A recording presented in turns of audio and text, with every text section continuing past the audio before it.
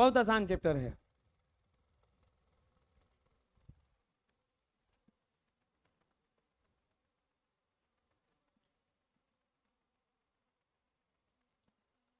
भाग कहीं नहीं रहा है जी।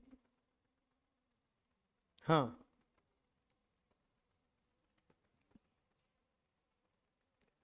विश्व बाजार किसे कहते हैं? बोलो। जिस स्थान पर या जिस बाजार में विश्व भर की सभी वस्तुएं आम लोगों के लिए खरीदने के लिए उपलब्ध रहती है, उसे विश्व बाजार कहते। समझ में आएगा हुआ है ये? जिस बाजार में विश्व भर का जितना भी वस्तु है उपलब्ध रहेगा, जिसे कोई भी खरीद सकता है, उसी को क्या कहा जाता है? अरे बोलो, समझ में आ जाएगा। नेक्स्ट, औद्योगिक क्रांति क्या है? उत्पादन के क्षेत्र में मशीनों और वाष्प की शक्ति के उपयोग से जो व्यापक परिवर्तन हुए और इन व्यापक परिवर्तनों के कारण लोगों की जीवन पद्धति और उनके विचारों में जो मौलिक परिवर्तन हुए, उसे औद्योगिक क्रांति कहते हैं। औद्योगिक क्रांति का मतलब होता है टेक्नोलॉजी का युग। औद्योगिक उद्योग तो मशीन और वाष्प की शक्ति से उपयोग से जो व्यापक परिवर्तन हुआ। अच्छा, परिवर्तन कैसे आया? मशीनों से। परिवर्तन किसके कारण आया? क्या शारीरिक शक्ति से नहीं आया है, सब कुछ टेक्नोलॉजी से आया। तो इसी से जो परिवर्तन हुआ, जो परिवर्तन के कारण लोगों में जीवन पद्धति बदल गया, विचारों में जो परिवर्तन आया, उसी को क्या कहा जाता है? औद्योगिक क्रांति। क्या कहा जाता है? मशीनों के उत्पादन से जो बदलाव आया, जो परिवर्तन आया, उसी को क्या कहा जाता है? औद्योगिक क्रांति। क्या कहा जाता है? बहुत मार मारेंगे तुमको हम। आर्थिक संकट से आप क्या समझते हैं? जब कृषि उद्योग, आर्थिक संकट किसको कहा जाएगा बताओ? जब आप कमा ना सके। तो कमाने का उपाय क्या है? या तो कृषि, नहीं तो उद्योग, नहीं तो व्यापार। तो अवरुद्ध हो जाए, लाखों लोग क्या हो जाए? बेरोजगार हो जाए। बेरोजगार का मतलब कि कोई काम ना मिले, और वस्तु और मुद्रा की दोनों की बाजार में कीमत क्या हो जाए? नहीं रहे, कीमतें नहीं है। इसी स्थिति को क्या कहा जाता है? आर्थिक संकट। क्या कहा जाता है? क्या कहा जाता है? आर्थिक संकट। भूमंडलीकरण किसे कहते हैं? भूमंडलीकरण जीवन के सभी क्षेत्रों का एक अंतरराष्ट्रीय स्वरूप है, जिसने दुनिया के सभी भागों को आपस में जोड़ दिया है। भूमंडलीकरण में जानते हो क्या किया गया? सारे देशों को एक दूसरे से किसी न किसी नियम के तहत क्या कर दिया गया है? जोड़ दिया गया है। हर कोई का जरूरत हर किसी से है, हर किसी का जरूरत हर किसी से है। तो इसी चीज को क्या कहा जाता है? भूमंडलीकरण, जिसने दुनिया के सभी भागों को आपस में जोड़ दिया, जिससे संपूर्ण विश्व एक बड़े गांव के रूप में क्या हो गया है? परिवर्तित हो गया है। मूल रूप से भूमंडलीकरण राजनीतिकरण, आर्थिक, सामाजिक, वैज्ञानिक तथा सांस्कृतिक जीवन के विश्वव्यापी समायोजन की प्रक्रिया है, जो विश्व के सभी भागों के लोगों को भौतिक, मनोवैज्ञानिक स्तर पर एकीकृत करने का सफल प्रयास करते। जो क्रिया, जो कर्म एक दूसरे को सबको जोड़ने का काम किया, उसी को क्या कहा गया? भूमंडलीकरण। अगला आता है ब्रेटन वुड्स सम्मेलन का मुख्य उद्देश्य क्या था? ब्रेटन वुड्स सम्मेलन जुलाई 1933 ईस्वी में अमेरिका के न्यू हैम्पाशायर नामक स्थान पर आयोजित हुआ। इस सम्मेलन का मुख्य उद्देश्य था कि औद्योगिक विश्व में आर्थिक स्थिरता एवं पूर्ण रोजगार को स्थिति को बनाए रखा जाए। इसी सम्मेलन के आधार पर अंतर्राष्ट्रीय मुद्रा कोष की स्थापना हुई। ब्रेटन वुड्स सम्मेलन क्या उद्देश्य था इसका? अमेरिका के न्यू हैम्पाशायर नामक स्थान पर एक सम्मेलन हुआ था। इसमें क्या किया गया कि जो औद्योगिकरण के कारण आर्थिक स्थिरता कैसे आएगा, सबको रोजगार कैसे स्थिति दिया जाए, इसी में इस सब पे विचार किया गया था, यही इसका उद्देश्य। नहीं समझ में आया? जैसे एक सम्मेलन किया गया, कब सम्मेलन हुआ? वो 1933 ईस्वी में। क्या सम्मेलन का उद्देश्य था? कि सबको उद्योग में जोड़ा जाए, उद्योग में जोड़ा जाए, एक आर्थिक स्थिरता लाया जाए, सबको रोजगार लगभग दे दिया जाए, इसी को लेकर के यह सम्मेलन हुआ था। बहुराष्ट्रीय कंपनी क्या है? अब जैसे कोई कोई कंपनी जो है एक ही जगह उसका संस्था नहीं है, बहु जगह संस्था है। क्या है?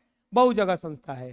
कई देशों में एक ही साथ व्यापार और व्यवसाय करने वाले कंपनी को बहुराष्ट्रीय कंपनी कहा जाता है। इन कंपनियों का उत्कर्ष 1920 ईस्वी के बाद हुआ। जैसे Dabur, Yamaha, Samsung, Ford, Coca Cola, ये सब क्या है?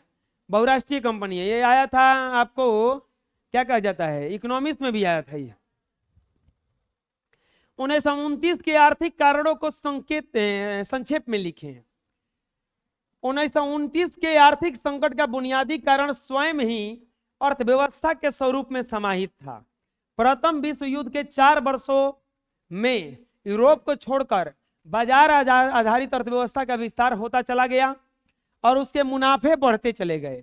दूसरी ओर अधिकांश लोग गरीबी और अभाव में पिसते रहे। नए नए तकनीकी विकास और मुनाफे से उत्पादन में काफी वृद्धि कर दी गई, किंतु उत्पादन के खरीदारी कोई नहीं था। कृषि में भी फसलों का अधिक उत्पादन समस्या बनी हुई थी। अधिक उत्पादन के कारण कीमतें काफी गिर गई, जिससे किसानों की आय क्या हो गई? घट गई। इस स्थिति से निपटने के लिए उत्पादन को बढ़ाया गया और कीमत को कम कर दिया गया। इस कारण से कीमतें और कम हो गई, जिसने आर्थिक संकट को जन्म दिया।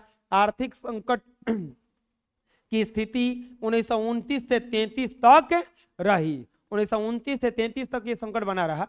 ये जो था ना, अर्थव्यवस्था के स्वरूप में ही, स्वरूप जो हुआ, स्वरूप होना चाहिए यहाँ पे, उसी में समाहित था। मतलब अर्थव्यवस्था जो चेंज हो रहा था इतना तेजी से, उसी में लग रहा था कि आर्थिक संकट आने ही वाला है। और उसका निपटने का उपाय क्या किया गया था? हम बताइए किए हैं कि कीमत को कम कर दिया गया और उत्पादन को क्या कर दिया गया?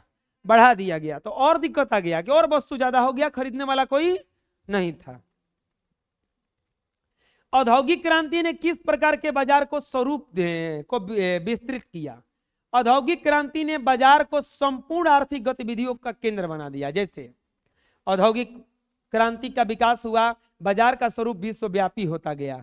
अपने शक्ति के बल पर यूरोपीय औद्योगिक देशों ने 20वीं सदी के पहले सभी महादेशों में अपनी पहुंच बना ली। सभी देश उपनिवेशवाद की होड़ में आगे निकलना चाहते थे, क्योंकि उन्हें कच्चे माल की जरूरत थी और अपने तैयार वस्तु को बेचने के लिए बाजार की जरूरत थी। इस प्रकार यूरोपीय देशों की प्रतिद्वंदिता ने संसार को विश्व बाजार के रूप में क्या कर दिया? विस्तृत कर दिया। हुआ क्या वहां पे कि विश्व बाजार के स्वरूप को कैसे विस्तृत किया उसने? तो जो देश थे वो, उनको कच्चा माल चाहिए था, किसके लिए? सामान बनाने के लिए, अपना वस्तु को उत्पादन करने के लिए, और बेचने के लिए क्या चाहिए था? बाजार। तो दोनों के रूप में ये विस्तृत किया औद्योगिक बाजार ने, और एक तरह से क्रांति लाया, जिसको औद्योगिक क्रांति कहा जाता है। और ये धीरे धीरे पूरे विश्व को क्या कर दिया? जोड़ दिया एक दूसरे से। विश्व बाजार के स्वरूप को समझाएं। औद्योगिक क्रांति के फैलाव के साथ बाजार का भी स्वरूप विश्वव्यापी होता गया। इसमें व्यापार, श्रमिकों का पलायन, पूंजी के प्रभाव, 3 आर्थिक प्रवृत्तियों को जन्म दिया। व्यापार मुख्यतः कांचे मालों को इंग्लैंड और अन्य यूरोपीय देशों तक पहुंचाने, फिर वहां से तैयार माल मंगाकर विश्व के कोने कोने में पहुंचाने तक सीमित था। श्रमिकों का प्रवाह होने लगा। भारत से मुख्यतः बिहार और उत्तर प्रदेश से श्रमिकों को अनुबंध के आधार पर अपने उपनिवेशों में भेजा जाने लगा। वहां ये कृषिगत कार्यों में न लगकर गन्ना, चाय, तंबाकू आदि को उपजाते थे। अब बाजार स्थानीय राष्ट्रीय न रहकर विश्वव्यापी रूप में, विश्व बाजार के रूप में क्या हो गया? फैल गया। मतलब ये, अब एक बात बताइए कि आप बहुत सारा प्रोडक्ट बनाते हैं, अब एक गांव में खाली उसको बेचोगे, अब खिंचाएगा नहीं तो दूसरे गांव में जाओगे ना। अब दूसरों गांव में नहीं खिंचा रहा है वो, तो तीसरा, चौथा, पांचवा, फिर पूरे भारत में। अब भारत में नहीं हो रहा तो फिर दूसरा देश में घुसेंगे, पाकिस्तान में कुछ बेच के आएंगे, कुछ चीन में बेच के आएंगे। ना, चीन में लेकर इंडिया का सामान बेचो ना, वो लोग चाइनीज सामान ऐसा बनाता है कि 2-4 दिन में खराब हो जाता है। इंडिया वाला दो ओरिजिनल एकदम, वो लोग शर्म से कहेगा का कितना बढ़िया बनाया है ना इसे। देखो, तो एक तरह से पूरा विश्व बाजार जो था फैल गया। भूमंडलीकरण में बहुराष्ट्रीय कंपनी का योगदान स्पष्ट करें। भूमंडलीकरण आर्थिक, राजनीतिक, सामाजिक, वैज्ञानिक तथा सांस्कृतिक जीवन के विश्वव्यापी समायोजन की प्रक्रिया है जो विश्व के विभिन्न भागों के लोगों को भौतिक, मनोवैज्ञानिक स्तर पर एकीकृत करने का सफल प्रयास करती है। भूमंडलीकरण की प्रक्रिया में बहुराष्ट्रीय कंपनियों का महत्वपूर्ण योगदान है। क्यों? अरे बहुराष्ट्रीय कंपनी किसको कहा जाता है? जिसका एक देश में संस्थान न होकर के सारे देशों में रहे, उसी को क्या कहा जाता है? बहुराष्ट्रीय कंपनी। तो अब देखो, भूमंडलीकरण का मतलब क्या है कि सबको एक दूसरे से जोड़ना। अब मान लो एप्पल का फोन जैसे बनाते हैं ना, वो क्या नाम है उनका, एप्पल का फोन, क्या वो फाउंडर कौन है? अरे वो दो और कंपनी था उनका, मान लो कि यहाँ पे नहीं बनता इंडिया में, लेकिन यहाँ बिकता है ना। अब धीरे धीरे क्या किया कि यहाँ भी कोई फाउंडर आया, वहां भी इसका संस्था खोल दिया बनाने वाला। तो अब देखा क्यों? क्योंकि यहाँ से लाने में करने में खर्चा ज्यादा आता था, तो चलो वहीं बना लेते हैं। जैसे आप मान लीजिए जाते हैं कहीं सासाराम रहने के लिए जाइएगा, और घरे से खाना जाएगा अगर बना बना के, तो ज्यादा खर्चा होगा कि कम होगा? ज्यादा। खाना तो उतना जीवे करेगा, प्लस में गाड़ी भाड़ा अलग से लगेगा कि नहीं लगेगा? तो अब क्या किया गया कि लड़का भाई जो खाना बनाने लगा, तो यही जो होने लगा, दो गो जुड़ गया अपने में। फिर अब एक और रहने आया, हेजा रहने लगा, और सही सब जुड़ता जाता है। तो इसी तरह से बहुराष्ट्रीय कंपनी भी तरह तरह के संस्थान अपने अपने अलग अलग जगहों पर खोल करके एक तरह से क्या कर दिया, पूरे विश्व का भूमंडलीकरण कर दिया। 1950 के बाद विश्व आर्थिक व्यवस्था के पुनर्निर्माण के लिए किए जाने वाले प्रयासों पर प्रकाश डालें। 1950 से 60 के दशक में महत्वपूर्ण आर्थिक संबंधों का विकास हुआ। दो महायुद्धों के मध्य आर्थिक अनुभव से सीख लेते हुए यह तय किया गया कि बाजार आधारित अर्थव्यवस्था के बिना उपभोग कायम नहीं रह सकता है। द्वितीय विश्व युद्ध की समाप्ति के बाद उससे उत्पन्न समस्या को हल करने के लिए व्यापक तबाही से निपटने के लिए अर्थव्यवस्था के पुनर्निर्माण का कार्य अंतर्राष्ट्रीय स्तर पर आरंभ हुआ। संयुक्त राष्ट्र संघ ने सारा कार्य अपने विभिन्न अनुषंगी संस्थाओं जैसे यूनेस्को, विश्व स्वास्थ्य संगठन, अंतर्राष्ट्रीय श्रम संगठन, अंतर्राष्ट्रीय न्यायालय के माध्यम से करना आरंभ किया। अंतर्राष्ट्रीय वित्तीय सहयोग व स्थिरता के लिए अंतर्राष्ट्रीय मुद्रा कोष व विश्व बैंक की स्थापना की गई। 1950 के बाद विश्व की अर्थव्यवस्था पुनर्निर्माण के लिए जाने वाले प्रयास यही थे। मतलब क्या है कि 1950 के बाद विश्व अर्थव्यवस्था के पुनर्निर्माण के लिए क्या क्या किया गया? तो द्वितीय विश्व युद्ध समाप्त हुआ, उसके बाद उसे हल करने के लिए, निपटने के लिए अंतर्राष्ट्रीय स्तर पर कार्य प्रारंभ हुआ। क्या हुआ? राज्य संघ ने सारा कार्य अपने विभिन्न अनुषंगी संस्थाओं जैसे यूनेस्को, विश्व स्वास्थ्य संगठन, अंतर्राष्ट्रीय श्रम संगठन, अंतर्राष्ट्रीय न्यायालय में बांट दिया, कराना आरंभ किया। अंतर्राष्ट्रीय वित्तीय सहयोग व स्थिरता के लिए अंतर्राष्ट्रीय मुद्रा कोष व विश्व बैंक की स्थापना की गई। 1950 के बाद विश्व अर्थव्यवस्था के पुनर्निर्माण के लिए किए जाने वाले प्रयास सब यही थे। सोच रहे खत्म हो जाए।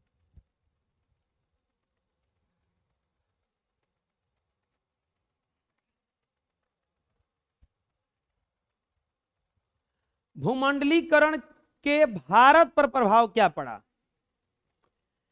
भूमंडलीकरण पर भारत का व्यापक प्रभाव पड़ा। क्या प्रभाव पड़ा? 1991 ईस्वी की आर्थिक नीति की घोषणा के बाद भारत में पूंजी निवेश और व्यापार में काफी इजाफा हुआ। पूंजी निवेश के कारण देश में आर्थिक विकास की गति तीव्र हुई। भूमंडलीकरण के कारण भारत में सेवा क्षेत्र का काफी तीव्र गति से विस्तार हुआ। इसके कारण जीविकापार्जन के कई नए क्षेत्र खुले। सेवा क्षेत्र के अंतर्गत बैंकिंग, बीमा, संचार, व्यापार आदि क्षेत्र में भारत आज भी विश्व अग्रणी देशों में है। आज भारतीय कंपनियां विश्व स्तर पर अपना दबदबा कायम कर रही हैं। भूमंडलीकरण के कारण ही भारत के लिए रोजगार में नए नए अवसर भी खुले हैं। जैसे कोई कोई क्षेत्र में कोई क्षेत्र बहुत ज्यादा आगे रहता है। जैसे अब देखो, बैंकिंग, बीमा, संचार, व्यापार, ये सब क्षेत्र में भारत बढ़िया बढ़िया देशों में आता है। तो भूमंडलीकरण के कारण यह भी पैदा हुआ कि दूसरे देशों में हम अपना प्रोडक्ट बेच देते हैं, दूसरे देशों से सस्ता प्रोडक्ट खरीद लेते हैं। तो इस तरह से भारत पर प्रभाव बहुत सकारात्मक पड़ा। विश्व बाजार के लाभ और हानि पर संक्षिप्त टिप्पणी लिखे हैं। विश्व बाजार ने व्यापार और उद्योग को द्रुत गति मतलब तीव्र गति से बढ़ाया, जिससे पूंजीपति, मजदूर और मध्यम वर्ग 3 वर्गों में अस्तित्व में आया। बैंकिंग व्यवस्था का विस्तार हुआ। भारत में औद्योगिकरण और आधुनिक विश्व बाजार के अंतर्गत ही हुआ। तंबाकू, रबड़, नील, चाय, कॉफी, गन्ना आदि कृषिगत वस्तुओं की उपज में वृद्धि विश्व बाजार के कारण ही हुआ। विश्व बाजार से हानि, नकदी कृषिगत वस्तुओं के उत्पादन के कारण मिट्टी की उर्वरता कम हो गई। लघु और कुटीर उद्योग क्या हो गए, यहाँ पे नष्ट हो गए। लाभ क्या हुआ कि बहुत सारा चीज यहां से निकलने लगा। और हानि क्या हुआ, अब देखो दिया वगैरह दीपावली में नहीं बिकता है आकर के हमारे यहाँ उतना, क्यों? क्योंकि लतर सज जाता है। लतर कौन बनाता है? विश्व बाजार के कारण चीन का प्रोडक्ट हमारे पास आ जाता है, तो हम लोग उसको ले लेते हैं। बहुत सारा चीज है जो चाइनीज खिलौने हैं, मिट्टी के खिलौने वगैरह सब कुछ खत्म हो गया। तो ये किसके कारण हुआ? विश्व बाजार के कारण। तो विश्व बाजार से लाभ भी हुआ और हानि भी हुआ। नेक्स्ट, गिरमिटिया मजदूर कहाँ से लाए जाते हैं, किसे कहते हैं और कहाँ से लाए जाते हैं? मतलब समझ लो कि गिरमिटिया बंधुआ मजदूर को कहा जाता है। किसको कहा जाता है? बंधुआ मजदूर। बंधुआ मजदूर किसको कहा जाता है? जैसे जो भी मजदूर बंधक बना के लाया जाता है कि इतना एक बॉन्ड लिखवा के लाया गया है कि देखो तुमसे ये काम करवाएंगे हम, तो उसी को कहा जाता है गिरमिटिया मजदूर। औपनिवेशिक देश भारत से लोगों को निश्चित अवधि के लिए एक अनुबंध के तहत यूरोपीय देश या अपने प्रभाव वाले क्षेत्रों में ले जाते हैं।